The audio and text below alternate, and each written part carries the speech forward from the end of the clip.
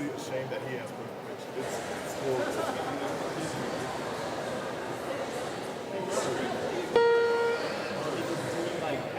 Call it. It's a shame. It's horrible. Like Chris makes sense because he has perfect pitch, but he's a baseball. It's like it's actually right. That's perfect.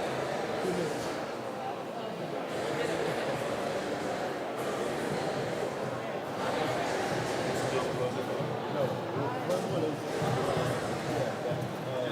closer walk to me. First one is closer walk to me.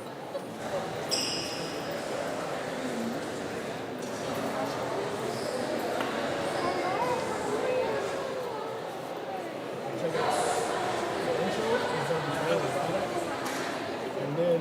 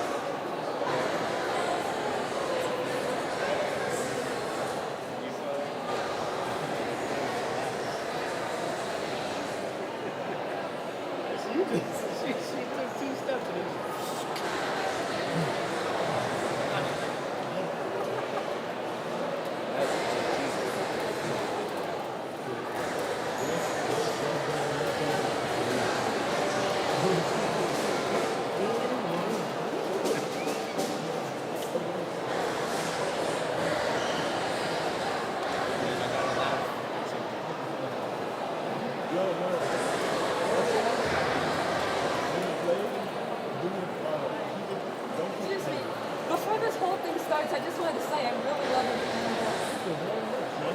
Nice to meet you too. My name is Kayla. I'm a music engineer. Hi, I'm Kevin. I'm a graduate. I'll be doing this. Yeah, and you sounded really confused. Yeah. Well, some guys are around. So I think you guys play. How do you have a Loyola t-shirt and a teammate? I think it's I almost did that.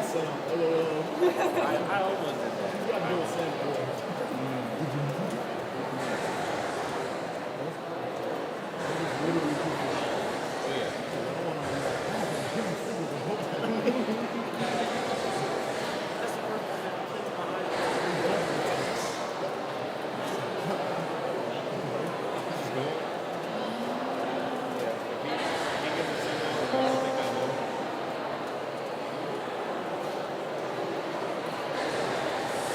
Yeah, exactly like you said earlier. You got it?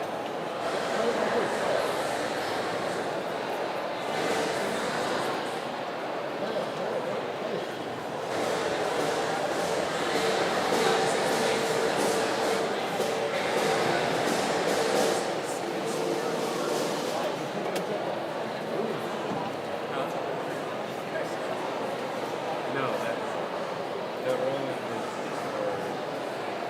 exactly.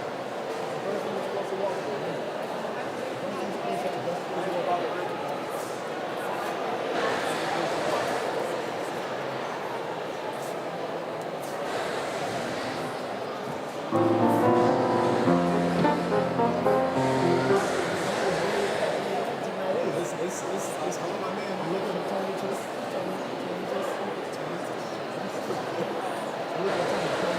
All right, Tony Chess.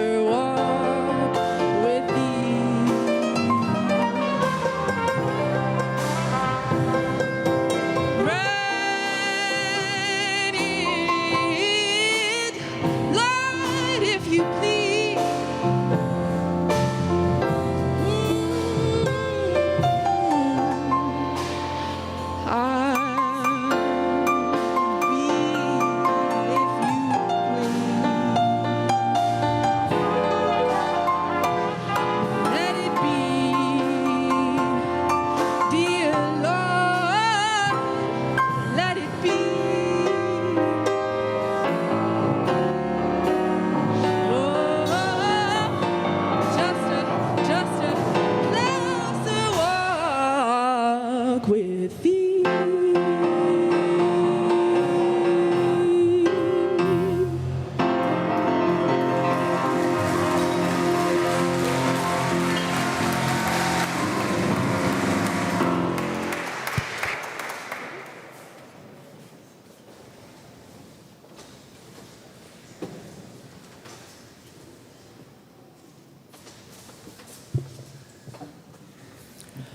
Good afternoon. Well, if you've heard it once, I'm sure by now you have literally heard it 100 times. But from the bottom of my heart, I say to you, welcome to Loyola and to this very special place on our campus. You have no idea how excited your fellow students, the faculty, staff, and administration are to welcome you in person, the largest entering class in Loyola's 110-year history. Or maybe you do. After your own experience of this pandemic and the ways it has upended and continues to upend our lives, maybe you can guess how thrilled we are and also feel yourselves an extra rush of excitement that you're actually here, out of bed, out of your pajamas, and for most of you, off Zoom. Actually, we'll probably never completely be off Zoom ever again. But today, anyway, the vast majority of the Loyola University New Orleans class of 2025 is right here, exactly where you should be as you begin this exciting new phase in your lives. I am Father Gregory Waldrop of the Society of Jesus. I've taught art history here for a number of years and am currently the rector or religious superior of the Loyola Jesuit community of New Orleans, the largest contingent of which includes the 16 Jesuit priests and scholastics who live, study, and work at Loyola or here in Holy Name of Jesus Church. We gather in this beautiful sacred space because, as I just said, this is where we should be. But why is that? Arguably, the seats might be more comfortable in Roussel Hall, the largest auditorium on campus. Or maybe we could have spread out a little more in the gym. Or it might have been more pleasant to do this outdoors. Actually, no, scratch that.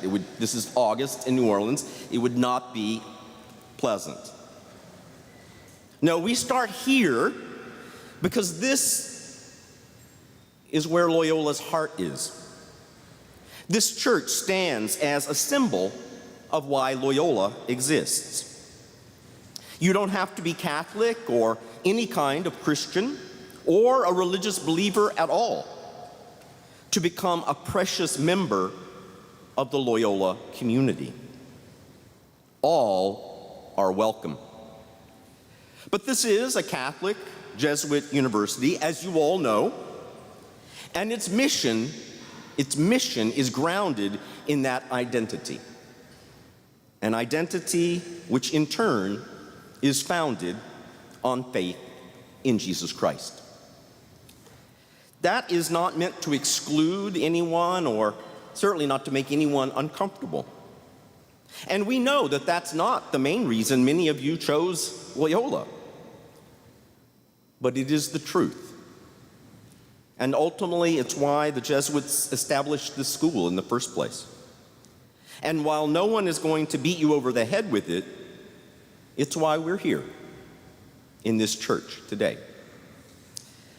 You know, the Jesuits didn't start out nearly 500 years ago with the intention of opening schools, although they did create an education program to train their own youngest members. Instead, they initially undertook lots of different ministries: public preaching, retreats, direct engagement with the poor and needy, anything that would allow them to fulfill their primary mission, which the founder, St. Ignatius of Loyola, said was, quote, to help souls. It was as simple and as complicated as that.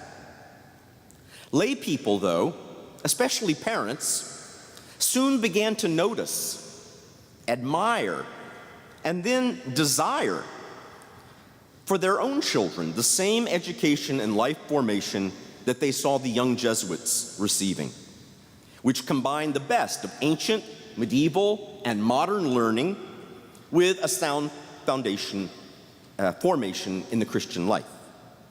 For most of those families back in the 16th century, the goal was not to see their sons become Jesuits, but first and foremost, solid citizens, movers and shakers in business and industry, and capable public leaders.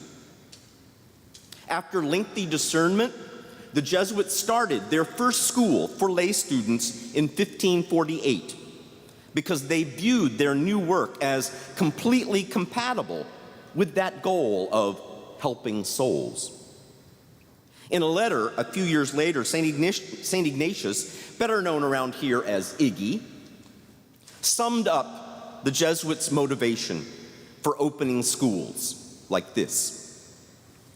In short, he said, since young people turn into adults, their good formation in life and learning will benefit many others, with the fruit expanding more widely every day. So our mission, this whole enterprise of education, which certainly intends to nurture your intellectual and other gifts, and thereby prepare you for personal success, is likewise intended to help you become the kind of people who help others.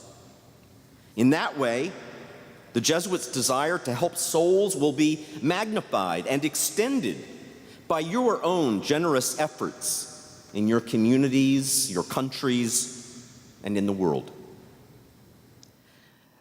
That's actually a great way to introduce a term that you may hear in your time at Loyola, the magis, which in Latin simply means more. And sometimes you'll hear folks use magis to talk about, excellence, or the determination to strive always to do more, to do better. In other words, to be the best you can be. And that's fine. But this isn't the army. And that's not exactly what magis means, at least not in the Jesuit context. The magis means that when confronted with two goods to choose from, we will pick the one that will have the greater positive impact and give not just glory, but greater glory to God. Which leads me to another Latin term that you will no doubt come across very often, either spelled out or abbreviated. Ad Maiorem Dei Gloriam, or AMDG, which means for the greater glory of God. It's the Jesuits' main motto and speaks to the mission that we pursue and now share with you. Be kind to the stranger or to those marginalized or excluded, and do it ad maiorem Dei gloriam. Study hard for your chemistry exam. Hone your critical reasoning skills. Strive for excellence in general. All ad maiorem Dei gloriam. At a time of discouraging social conflict and political division, practice and preach civility. Ad maiorem Dei gloriam. Even if right now some of you are not sure about the God part, exercise your interior muscle of choosing and doing the good, the more, for some higher principle and for someone beyond yourself. It may sound counterintuitive, but when you help another soul, your own tends to expand. Consider this image of expansion. You are all trees. Trees. You started out 18 years ago or so as small little vulnerable seeds, hidden in the dark, but bursting with life. Over the course of your childhoods as saplings, your families watered and fed you, put up little fences around you to protect you, and stakes in the ground next to you so you would grow tall and straight. And you did. Until now, when you have been transplanted into new soil here at Loyola. So I see you as young adult trees with thickening trunks and limbs, with boughs that are just starting to branch outward, reaching for the air and sun. That's the stage you're at when we get you.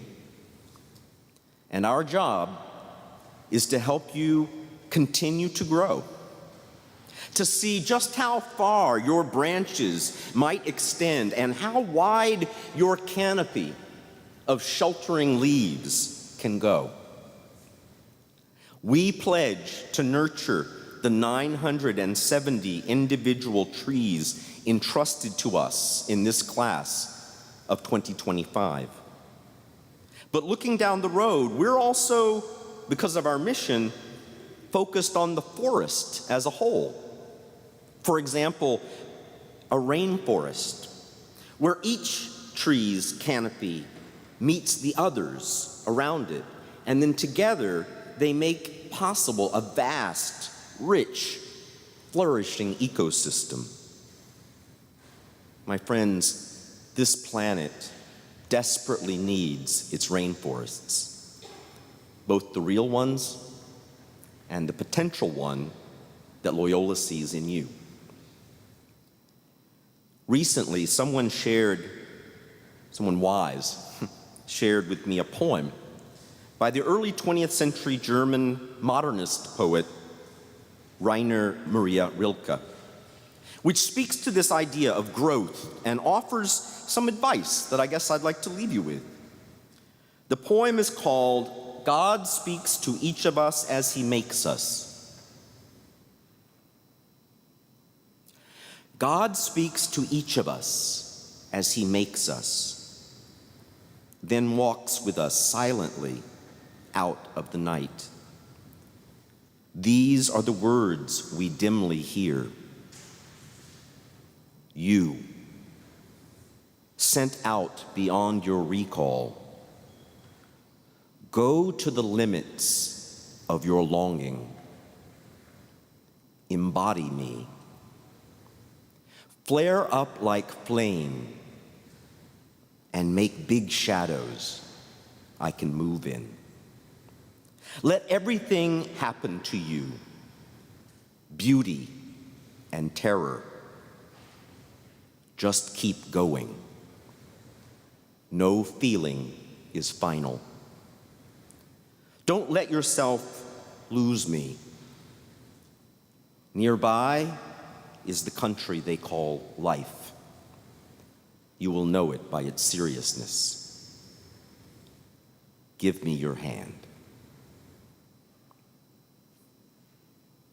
So you're here at Loyola and in this place. You are welcome and loved. Now just keep going.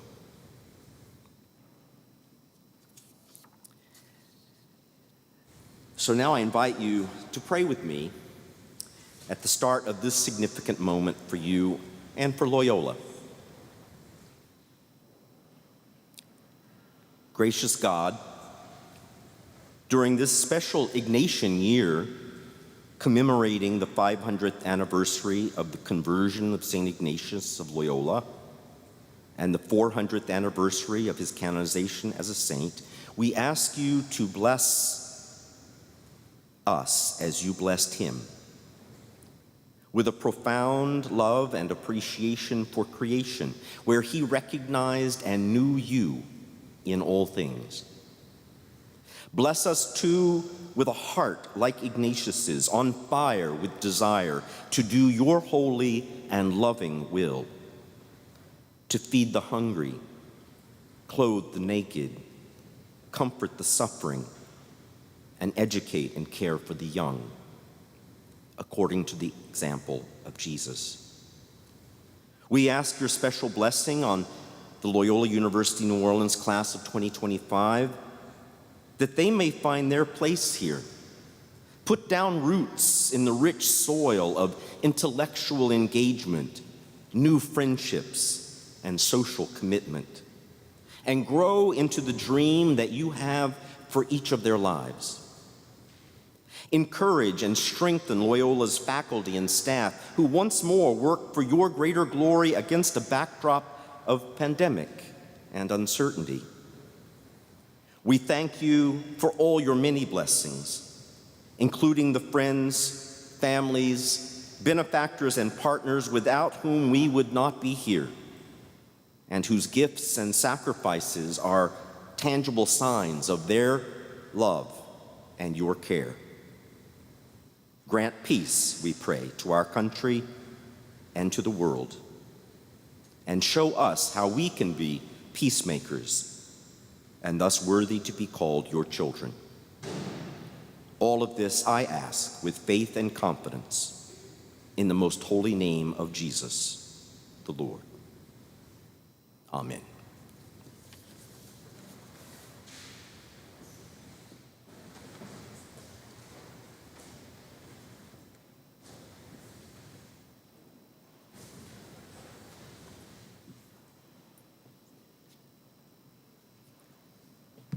Hello. My name is Aaliyah Thompson. I'm a sophomore, and I am the leader of Crew 5. I'm going to take down my mask so that y'all can see me. Hi. I will be talking about a Jesuit value that I find super important. Okay. An important Jesuit value that I have grown to understand is the ability to appreciate things both great and small. Every day that I get to walk around campus or sit in the quad, I am incredibly grateful. Like most universities, Loyola has had to make changes regarding the pandemic that removed some of the most integral parts of campus life. Even through these ever-changing restrictions and uncomfortable adjustments, one thing has stayed the same: our appreciation for the time we have together. Whether it be passing by through the quad or enjoying an event put on by student organizations, Loyola students are grateful for each other's company. When I started working as a crew leader, my desire for a connection with my peers became even more apparent. There's only so much connecting you can do over Zoom. But the minute that I walked back on campus and saw all of the friendly faces I had missed so much when I went back home, I felt so much more appreciative of the connections I have made with other students through my first year at Loyola. I am eager to see all of you make these connections and feel the same appreciation that I feel for this university.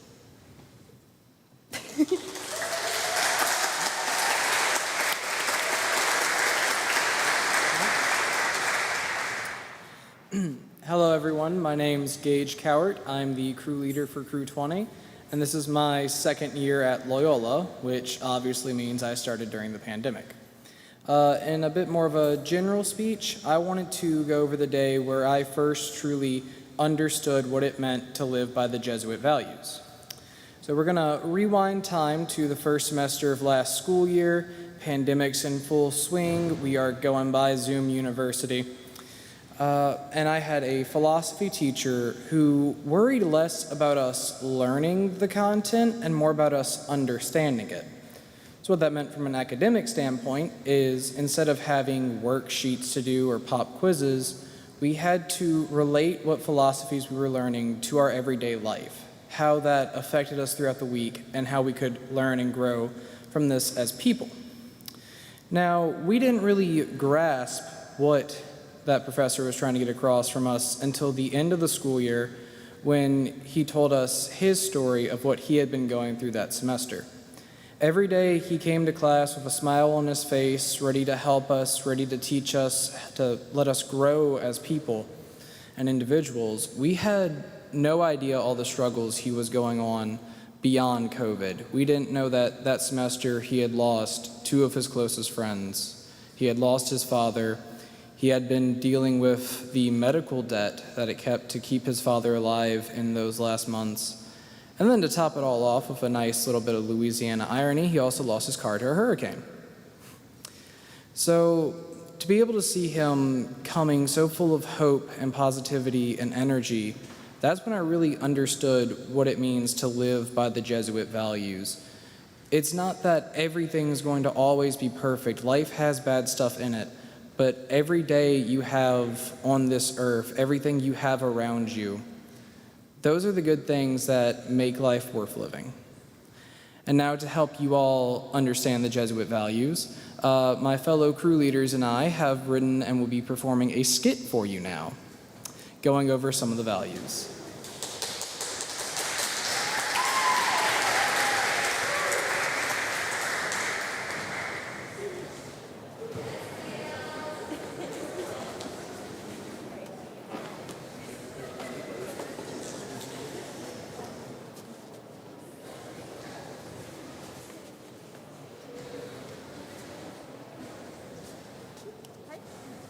Hey everyone, how are we doing?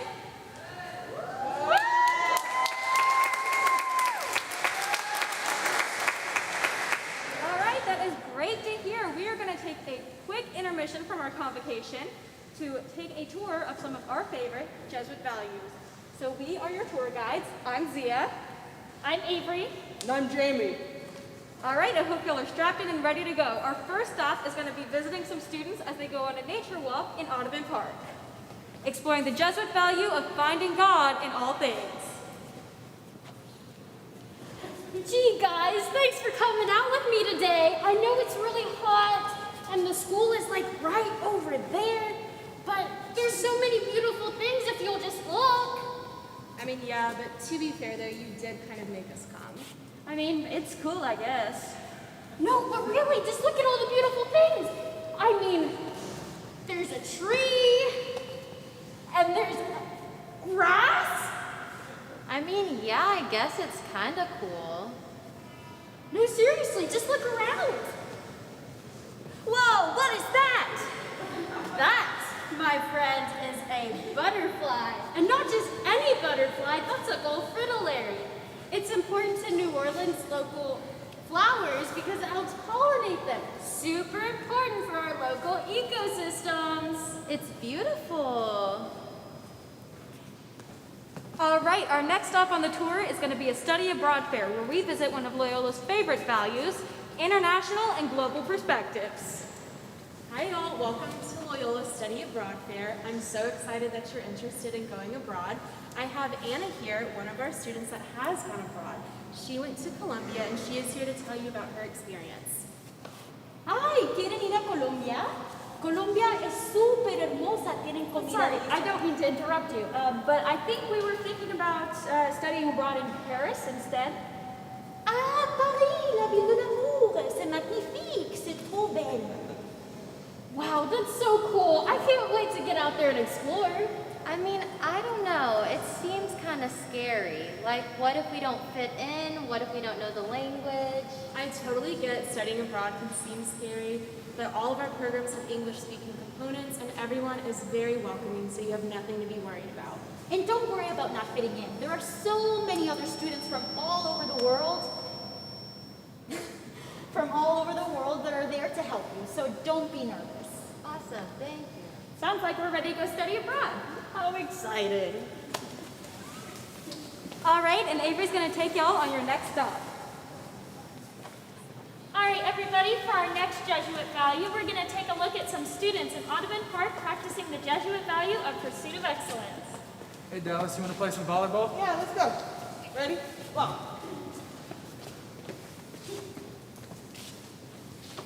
Can you toss that a little higher? I didn't get the velocity of it.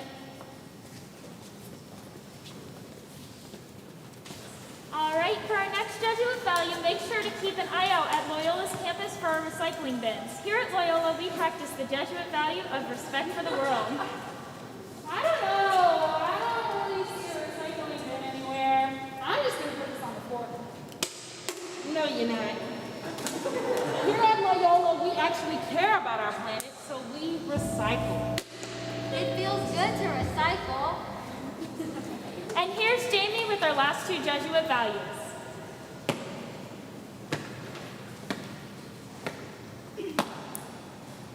And now, a dramatic interpretation of the Jesuit values, linking faith with justice and development of personal potential.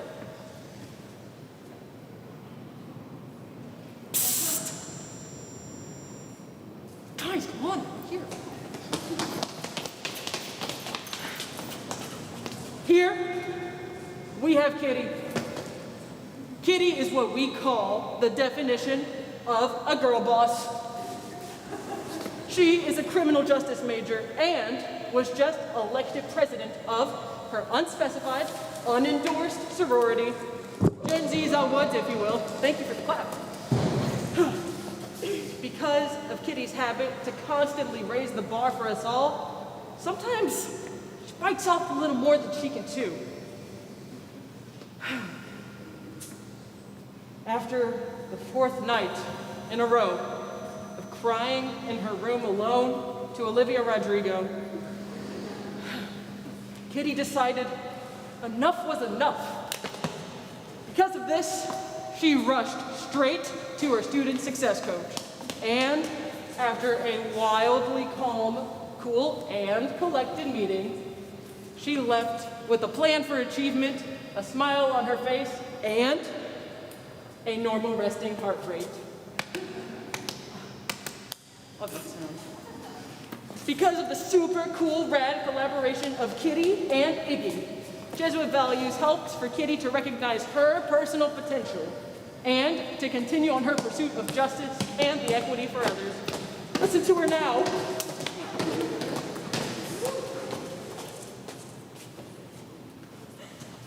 Thank you for exploring some of our Jesuit values with us.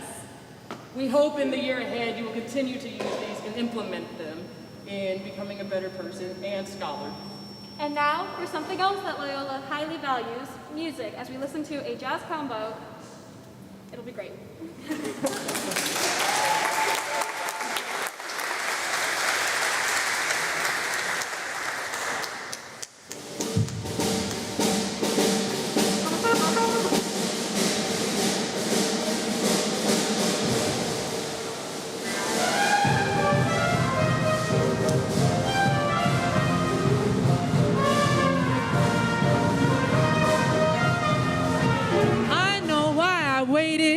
Know why I've been blue. I prayed each night for someone exactly like you. Why should we spend money on a show or two? No one plays those love scenes exactly like you. You make me feel so grand. I want to make the world with you. You make me understand each foolish little dream I'm dreaming, scheme I'm scheming. Oh, why my mother taught me to be true. She meant me for someone exactly like you.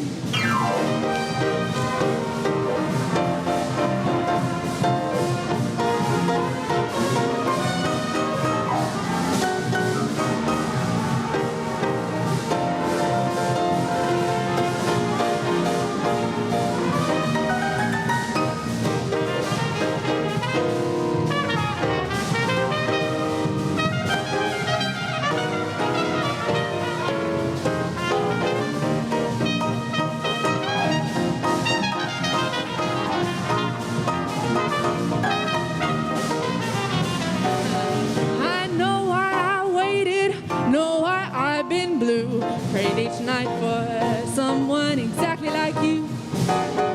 Why should we spend money on a show or two when no one plays those love scenes exactly like you? Make me feel so grand, I want to give the world to you. You make me understand each foolish little dream I'm dreaming and scheme I'm scheming. Oh, why my mother taught me to be true. She meant me for someone. She meant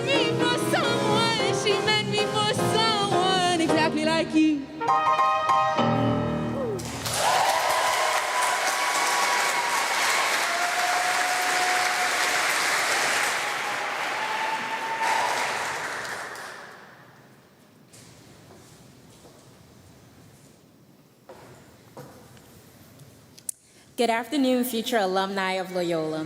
Welcome to campus. I'm so excited to see you guys start the next phase of your life. I graduated in 2004, and my name is Nicole King, and I am the president of the Alumni Association. Loyola changed my life forever. The words of our mission has always stuck with me. Lead meaningful lives with and for others, pursue truth, wisdom, and virtue, and to work for a more just world.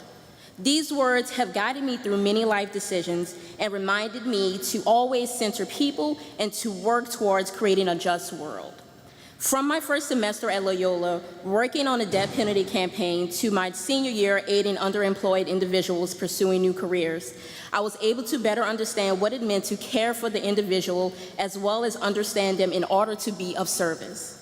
I was able to learn from the opportunities Loyola allowed me, which aided in me in working to do small actions that help to do big impact over time. I have built my professional career on the Jesuit value of women and men for and with others by sharing my gifts surrounding business, data, and technology to build equitable systems to support homeless populations. From my time at Loyola, I was able to understand my responsibility to work towards change. I hope your time at Loyola inspires you and gives you a chance to explore many ideas, learn about different cultures, and discover yourself and what guiding principles that you will live your life by. And I hope you have a great first year.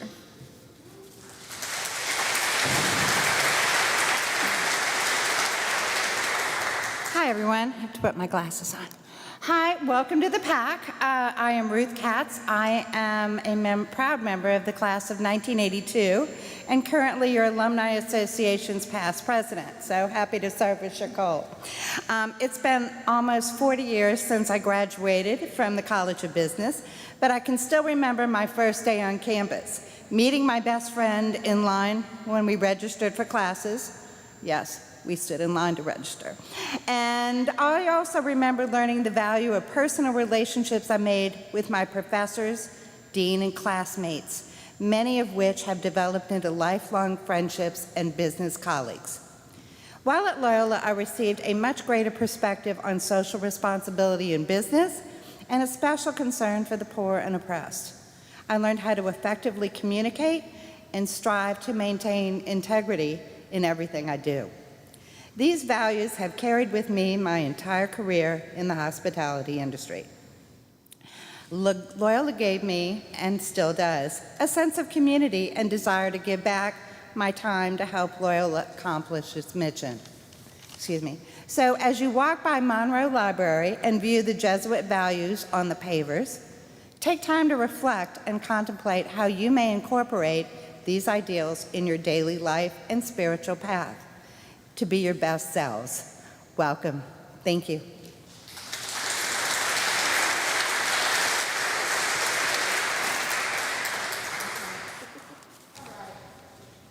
All right, let's give another round of applause for our alumni, y'all.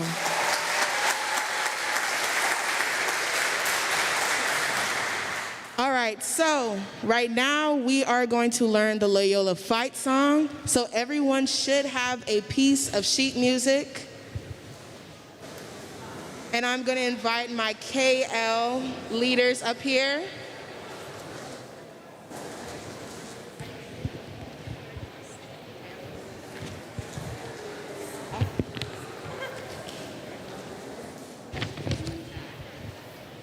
All right, so does everybody have their sheet music in front of them?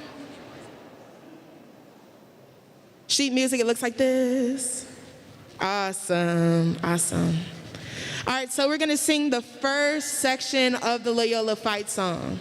So, hit it, Ken.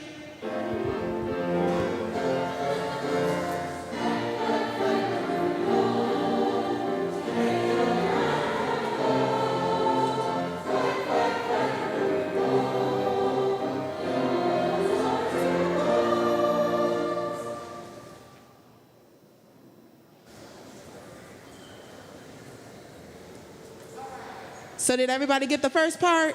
It's kind of catchy, huh? A little bit, All right, so now we're gonna sing the second section of the song. All right, Ken.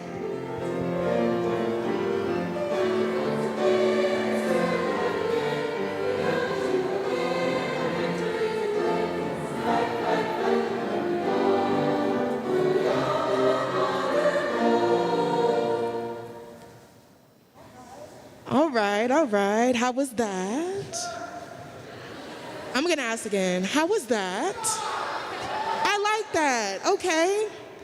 All right. Now we are about to learn the third section of the song. So hit it, Ken.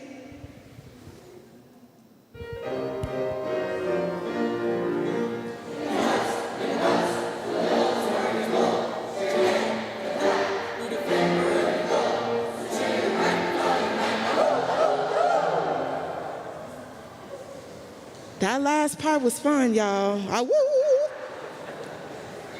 All right, so do we have it? Y'all think, maybe?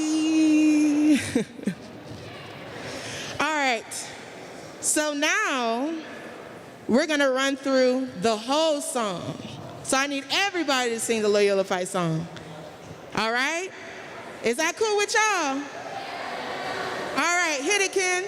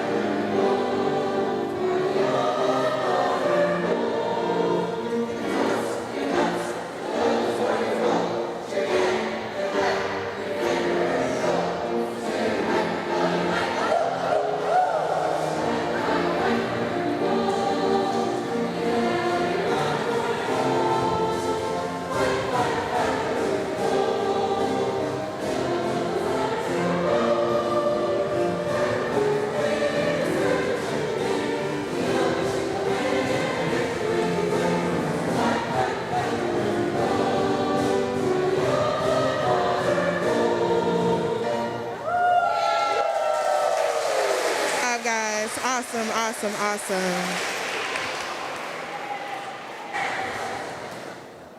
All right, so we're gonna run it from the top one more time. Okay, is that okay with everybody? Wait. Is that okay with everybody? All right, hit it, Kim.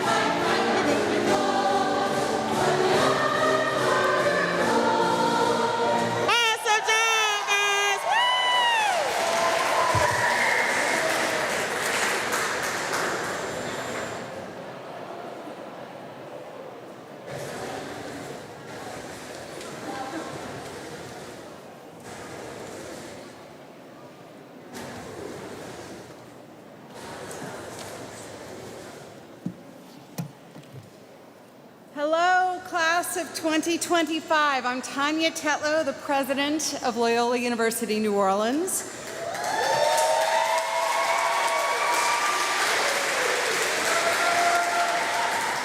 And I'd like the crew leaders to come act out my speech. Would that be all right? I'm just kidding. They totally freaked out. You wouldn't know from our fight song that one of our most famous alum is G-Eazy, but you know, these things were written a while ago, so thank you for being part of long-standing traditions. Class of 2025, you are making history here at Loyola, as you keep hearing. You are the largest class in Loyola's history. You are also the most diverse. You come from every background imaginable, from 44 states and 20 countries, everywhere from Panama to Hong Kong, from Austria to Nigeria. And about 40% of you are here from Louisiana and promise to bring the rest of you home for Sunday dinner.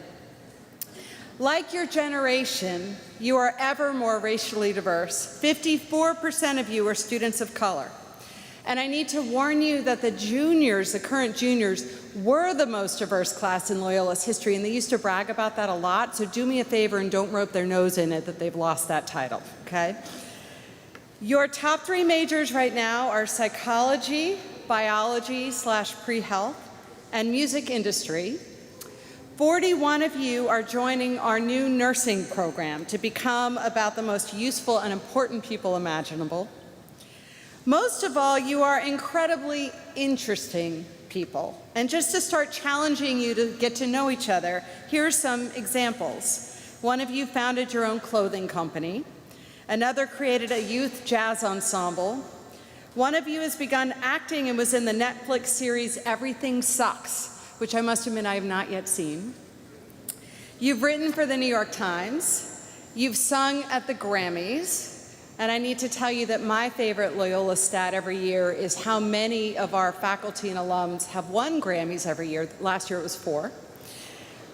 One of you wrote about a serious injury that ended your baseball career, but ultimately led you to a passion for music, because we never know where life will lead us. Almost 30% of you are the first in your family to go to college, a remarkable and daunting achievement to carry the hopes and dreams of your families in this way. And so many of you have overcome obstacles that would have floored the rest of us. We are in awe of your strength. Now, I distinctly remember sitting through an orientation speech like this when I started college, wondering whether everyone else in the class had sort of cured cancer or been in the Olympics during high school, because I did none of those things. So I want you to know that every single one of you is full of possibility, full of talent, even if you don't quite believe it yet. You're all just getting started. Now, every year on this day, I have these vivid memories of how I felt when I was in your shoes that first week of college, which I admit was back before any of you were born.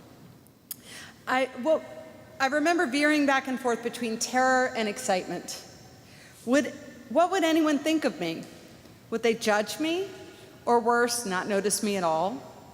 Would I still be my high school self, the rather shy Tanya with the unfortunate haircut who bristled in self-righteousness every time I thought I saw injustice? I was a local student from New Orleans when everyone else seemed to be from somewhere else. Was that good or bad? Would I be able to find friends just like me? Or would I be brave and find people very different than me? Should I use this opportunity of starting college to be an entirely different Tanya, confident and diplomatic, who always said the right thing and always knew what to wear every day? Was I just an extension of my parents in my politics and beliefs? Did I need to become independent and believe the entire opposite of them? But what if they were right? That was a hard one. Is any of this sounding familiar? And you know what I didn't have to worry about all those many years ago when I started college was social media. There were no corporations spending millions of dollars designing ways to keep me addicted to my phone with hits of dopamine every time it pinged. I didn't have that annoying iPhone feature that told me exactly how many hours a day I wasted staring at it. I hate that. And when I was your age, I certainly felt self-conscious, but I didn't have this pressure to post aspirational pictures of my life on Insta, or that growing sense of constant communication, but also loneliness. And you know what else I didn't have at your age? A global pandemic. With even more isolation, navigating ever-changing rules and your family's anxiety, this has been a really tough time, and that's an understatement. But you made it to this moment and to this place. We chose you and you chose us, and we're here all together. I want you to take a breath right now, literally. Take a breath. And take a mental picture of all of this, because I'm telling you, you're going to remember this moment for the rest of your life. I do. But what will it be like at Loyola? I may be just a little bit biased, but I think you made the best choice ever. Because this isn't a place full of high school-like cliques, where all the people who look a certain way clump together in total conformity. What makes you cool here, and I'm sure there's a better word than cool for that, but I'm old and you'll forgive me. What makes you cool here is being interesting in some way. Not being Barbie doll perfect or having a lot of money. And even if some of you are those things, you'll have the relief of knowing that's not what people value about you here. It's whether you're wonderful in some way. So let me ask you guys, how many of you are the class clown and can make people laugh no matter how bad a day they're having? Yeah, well, a bunch of the crew leaders, I know that. All right. Okay, how many of you are shy but really good at listening and being there for people? I'm proud of you because it's harder for the shy people to raise their hands. Good job. How many of you have some strange and random talent? All of the crew leaders, I love it. How many of you pride yourself on being a really loyal friend? Yay. That's what we're about here. So have any of you all watched the show Stranger Things? Yeah. The kids on that show remind me of Loyola students. Wicked smart, entirely cool in their own minds and vaguely aware that maybe no one else thinks so, but they don't care what other people think. Diverse and creative, and most of all, brave as heck and fiercely loyal to each other. That's what Loyola students are like, and you don't even have to fight mysterious creatures on the side. If you asked me to create a community like this, a community this special from scratch, I wouldn't even know where to begin. But we know how lucky we are here to have something so precious, and we protect it fiercely.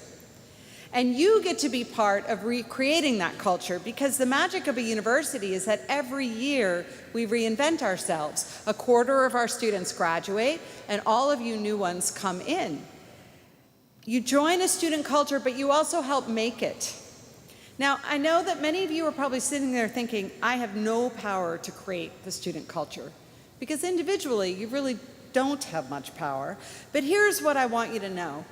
Collectively, you as a class have a whole lot of power to decide what your student culture will be. You get to decide whether your class creates an instant hierarchy and arbitrary measures of status, or whether you want to smash all of that and just be friends.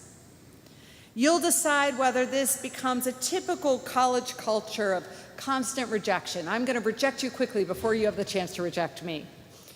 Or whether this will be a place where you're allowed to be brave and let your guard down and catch feelings for each other. Will your class be cynical or warm and kind? Will you be silly and joyful and interesting, or kind of drunk and boring? During Wolfpack Welcome, we're going to ask you to decide as a class in the next few days who you want to be to each other. To think about it before school starts, before you know where you're going to fall on those hierarchies. To decide collectively, in a perfect world, this is the community that I would like to be a part of. And then to remind each other of those values that you've chosen for the next 4 years. Because that's the nature of a wolf pack, right? The power is in acting together as a team. So look around you right now. Literally, look around. There are all these people who you're just beginning to meet. And we think that we can peg each other. You look at each other, at your classmates, and think you might have some notion of who they are by what they're wearing today, by their race or gender, or what you might guess about their sexuality. You're starting to ask each other, things like, simple things like where you're from. But what I know from your applications and your essays is that a lot of the guesses you might have, the stereotypes you might have of who the people in this room are often wrong. You guys are sitting on so many fascinating connections, so many random things you have in common with the people you least expect. So I can't wait for you to start finding those things, to listen to each other with open hearts, without defensiveness born of insecurity, to let your guard down, to be brave. You're building on solid ground in creating your class culture, because what we've got here already is pretty special. It's not perfect, of course, and we're counting on you to keep making it better, but it is warm and full of joy. Why are we like that? I think part of it is being in New Orleans. This is a city that very much wants you to be yourself. The more honest, the better. We believe in crazy creativity. We celebrate eccentricity. We don't hide it away, we glory in it. So I'm going to teach you some more about New Orleans tomorrow. But if New Orleans wants you to be yourself, Loyola wants you to be the very best version of yourself. To find your own voice, as many of you music majors are literally going to do, and then to take that raw talent and to practice for hours and hours and hours until your voice can fill a room. To help do that, we take very seriously the job of helping you find a joy in learning that means you'll never want to stop learning even after you graduate. To help you find the discipline that means you'll be able to achieve so much more in life. To help you hone your skills so you can make a difference in the world. And I need to warn you right now that our faculty and staff are just a little bit obsessed with you. They think you are the greatest students in human history. We have a professor here, Joe Duke, in the School of Communications. He came home to teach at Loyola after a remarkable career in New York as the producer of 60 Minutes and CBS National News. And when he started teaching, he was bragging to some of his new faculty colleagues about the brightest of his students. And they looked at him and they said, well, that's fine, Joe, but how are your students who are struggling the most? Because that's how we judge how good a teacher you are around here. Every single one of you matters to us. We will know you by name. We will not get you lost. We will call you and text you and shower you with support until you find your way back to us. So it sounds really cheesy, but it's honestly true. You will be loved here. So why do we care so much? In our case, it's because we're a Jesuit Catholic institution, and that's just how we roll. Some of you came here because of that, and many of you have no idea what it means. Father Waldrop gave you a really good head start, as did the crew leaders, but let me tell you what I think about it. Now, some of you may have started here that I'm the first non-priest to lead Loyola in its century-old history, and I gotta tell you, to let you in on a secret, that's pretty daunting. I like to think that the Jesuits trusted that I could pull it off because I grew up in a family full of Jesuit priests. In fact, I'm starting to wonder if they were secretly sort of training me for this role from birth without telling me. But it meant that in my family, I got this training from the beginning. And to me as a kid, the Jesuits seemed like the Jedi Knights from Star Wars. In fact, there's actually a rumor that George Lucas has never denied that he based the Jedi Knights on the Jesuits. Disciplined, full of wisdom, and led by the Force, or as we call him, God. Now, my Uncle Joe, the Jesuit, was my personal Yoda, though he looked more like Obi-Wan. And my dad was also a Jesuit for almost 20 years before he made the really difficult decision that he wanted to leave and have a family. My dad sang me to sleep as a baby with Gregorian chant. He tried to teach me constantly. On every walk, he would stop and show me the curl of a fern and then talked about how it represented fractal geometry. It was super annoying. But he really wanted to implant in me this joy of learning that if you can get, it means the rest of your life's going to be pretty good. The Jesuits love learning, finding God in all things, including science and math and astronomy. There are 34 craters on the moon named after Jesuit priests who were astronomers. And basically, they helped create higher education as we know it for 500 years. In the 1700s, they had 700 institutions in 5 continents around the world. So you now get to be part of a community all over the world that brags endlessly about being Jesuit educated. It will bond you with the alumni of Georgetown and Fordham and many of the Jesuit high schools everywhere. My dad also taught me that the point of our faith was to learn how to treat people, how to love them. And he taught me that you could learn those same lessons from so many different faiths and from outside religion. I tried to rebel a little bit by not going to a Jesuit Catholic school, which was quite shocking in my family. I spent my life in secular institutions where you really weren't supposed to talk about your faith in your out loud voice. It was kind of, religion was a hobby you had on Sunday mornings and you best keep it to yourself. But for all those years I spent elsewhere, I used to look at Loyola and think, those are my people. And I'm so happy to be here now, to be at a place where I don't have to worry that people will roll their eyes when I talk about God or about justice or about love. Being at Loyola means a community where we understand that we are all equal in God's eyes. And we believe that strongly, and we do not debate that. Rich and poor, every color and creed. And let me explain how it plays out in practical matters. If you call us in the administration needing help with something, we're going to shower you with support. But if your argument for the help is that you are more important than your fellow classmates, more deserving of resources than they are, then we're going to look at you a little bit funny and help you start that over. We talk a lot about values here. We talk about making sacrifices for the common good. And for some of you, this may feel foreign. You grew up in a more live and let live kind of attitude, and you have our full blessing to make up your own mind and make those decisions. But I hope, as Father Waldrop said, that you'll hear what we have to teach, what we've taught for 5 centuries, and sit with a little bit and see what you think. And then as adults, make up your own mind. Because I hope that you'll understand who we are too. So one last thing. What I also remember about sitting through orientation all of those years ago was being really afraid how I would do academically. What if I slept through class or bombed a final? Any of you worried about this yet? Honestly, I still feel that way a lot of the time because running a university during a pandemic is not a cakewalk. You know how people sometimes will tell you, don't worry, nothing will go wrong. You'll be fine. You will not fail. Well, those people mean well, but they're lying to you.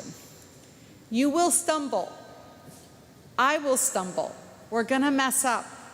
I can guarantee that. But the measure of us is not whether we stumble, it's how we react. It's how well you get up and brush yourself off and move forward.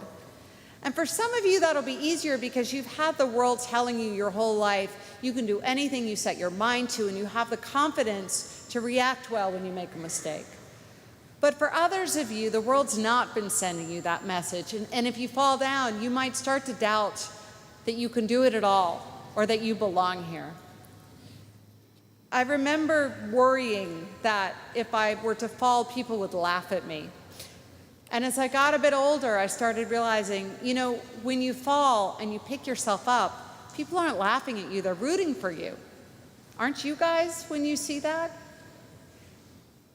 I had an English professor freshman year who gave me a C on my very first paper in college. I was devastated. I still see her around, Molly Rothenberg, and I still blush with shame when I see her. But it was literally the most important grade I got, because what I realized after I went through my shame spiral was that it wasn't that I wasn't smart or didn't belong in college, it was that I needed to work harder than I had been doing. I couldn't skate through it like I'd had in high school. So I am still grateful to Molly Rothenberg, mostly. So here's what I want you to know. You all belong here. You have what it takes to succeed, and we know that because we chose you. And intelligence isn't even fixed. It changes over time. The more you read and study and learn, the smarter you get. So whether you think in numbers or in pictures, whether you learn by recopying all the material or making up silly songs to remember it, You have what it takes to get through. So do me a favor, email me. You guys should feel free to do that, prez@loyola.edu. Email and tell me when you've done something remarkable. But better yet, tell me when you've really messed up, when you made a mistake, when you failed, and you recovered from it, because that's when I'm going to be most proud of you. I dropped my daughter off at her first day of 4th grade this morning, and she said she felt so nervous and excited. She said, "Mommy, I'm next-sighted." So revel in this moment of nervous excitement, of next-sightement, because you've made the brilliant decision to choose a college that will support you and pray for you and lift you up, a place that cares about how much you learn and the person you become, a place pretty good at creating moments of joy. And my favorite will be that moment in May of 2025 when you and I are going to get together at the Superdome for your graduation. We will have gotten through this whole pandemic thing stronger and better for it. You will have treated each other well and learned as much from each other as you have from the faculty. You will have believed in yourself and relied on your resilience and strength and grit to get you through. And you will have made Loyola your forever home. So class of 2025, welcome to the family you've chosen. Welcome to the Wolfpack.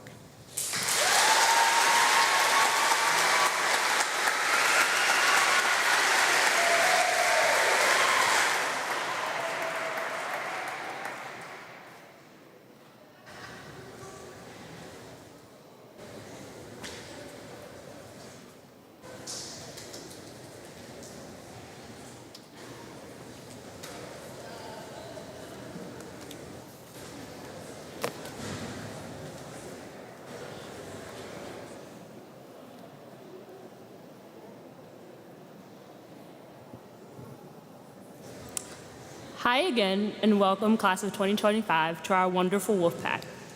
My name is Asha Eltimus. I'm a junior graphic design major and an art history minor. I'm involved in a lot on campus, but I'll spare you the details. But I'm sure you'll see me around a lot. But today, I am here to tell you about your class bead. So what exactly is a class bead? Well, the class bead, like many things we have here at Loyola, is a tradition. It's a tradition that I think is quite special and like no other. The class bead is given to the new incoming class every year at convocation, and is to be worn at your graduation in May of 2025. Now, I know that's a long time from now, so a word of advice, keep it in a safe place and let it serve as a reminder for what you're trying to accomplish here at Loyola. The class bead this year has a special place in my heart because I had the honor of designing it. When I was researching and deciding on what the class bead for you all would be, many ideas came to mind. But eventually, the crawfish was picked. Crawfish is a signature food here in New Orleans. You learn how to suck the heads and eat the tails at practically the age of 5. But to me, they're also significant because after some research, I think your class and the crawfish have a lot in common. Just like you all, and even us older classes, as young adults, we are small, but mighty. We all have a bit of spice, some maybe more than others. And just like the crawfish, you all come in a variety of colors. From reds, blues, whites, greens, and yellows, you come in different types and from all different places. But when cooked, however, all crawfish turn red. And this commonality is a representation that just like you, class of 2025, in the inside, you all have one common goal: to find your place and be successful here at Loyola. So go out and set the world on fire and be as mighty and as unique as a crawfish. Thank you.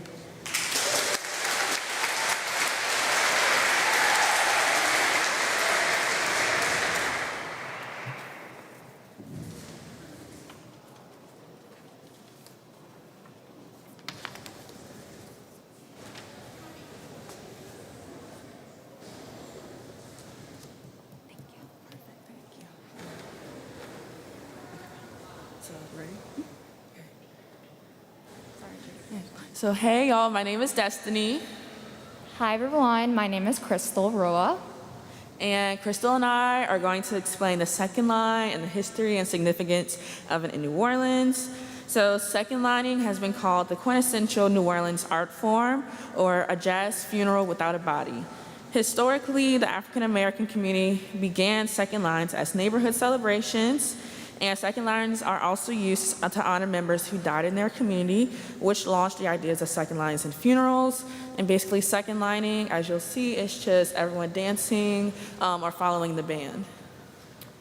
There are two parts of the second line. The first part is usually led by the band leader or whoever is honored, and your second part is your bystanders, or the party that wants to join in, which we're about to start. So to close our convocation today, President Tetlow will lead us all in a second line as we exit out the main doors and the side doors to your right. And while you're exiting, don't forget to pick up your class bead and head to the Loyola sign for your class picture.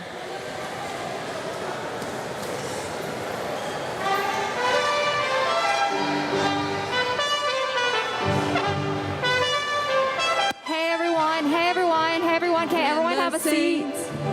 Go marching Make room in the middle for us, please. When the saints go marching Hey, watch out. There comes the second line. be in that number. Yeah, when the saints go marching in. The sun begins to shine. Oh, sun begins to shine.